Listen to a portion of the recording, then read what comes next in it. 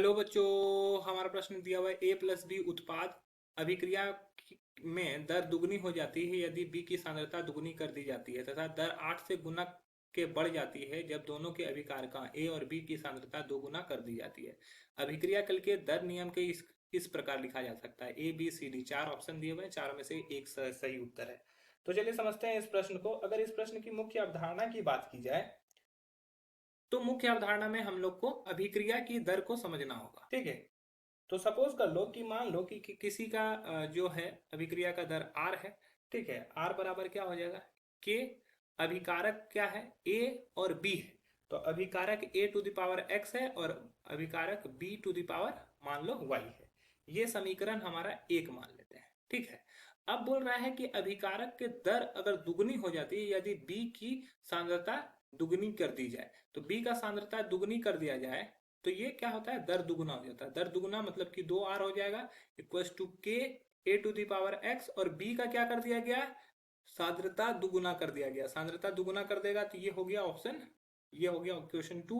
अब बोल रहा है तथा दर 8 गुणक से बढ़ जाती है जब दोनों ही अभिकारक ए और बी की सांद्रता को दुगुना कर दिया जाता है। तो ये ए और बी का सांद्रता को अगर दुगुना किया जाए मतलब कि 2ax और ये हो जाएगा 2b to the power Y, तो ये 8y 8r हो जा रहा है। तो अब हम लोग को बताना है कि ये कैसे लिखा जा सकता है। तो ये तीन इक्वेशन हम लोग को समझ में आ गया। चलिए इसको सॉल्व करते हैं। अगर हम लोग इक्वेशन 2 को भाग दे दें इक्वेशन 1 से, इक्वेशन 2 को भाग दे दें इक्वेशन 1 से, तो इक्वेशन 2 क्या है, 2r बराबर के ए टू द पावर क्या है x और 2b to the power y, और नीचे में क्या हो जाएगा, ये हमारा r हो जाएगा और नीचे में हो जाएगा k a to the power x और b टू द पावर हमारा क्या हो जाएगा y। तो ये a to the power x a to the power cancel, k cancel, r cancel, तो बचा क्या हमारे पास, बचा 2 बराबर 2 टू द पावर y और b to the power y, और नीचे में बचा हमारा b to the power y। ठीक है, तो अब b to the power y भी कैंसिल। अब यहाँ पे 2 पे पावर कुछ नहीं है तो 1 होना चाहिए, तो 2 पे पावर 1 बराबर 2 पे पावर y। तो यहाँ पर से हम लोग y का वैल्यू निकल गया कितना, y का वैल्यू हमारा 1 हो गया।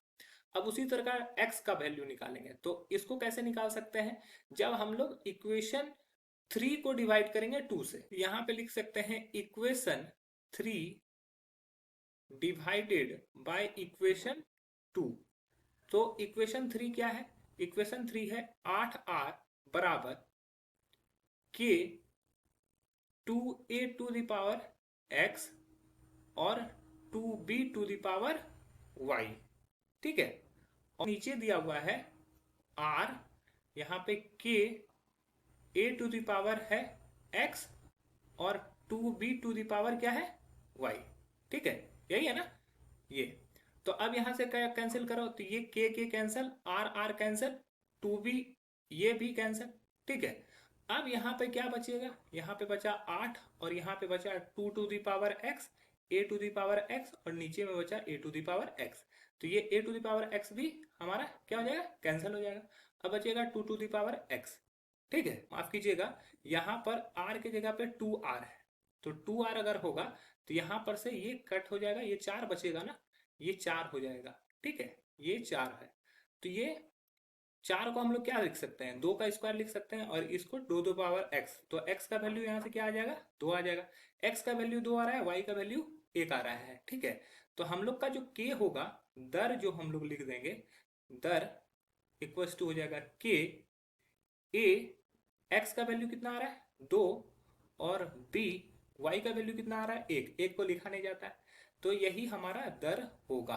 ठीक है, पहला ऑप्शन में देखो a टू द पावर 1 दिया हुआ है तो ये गलत हो जाएगा।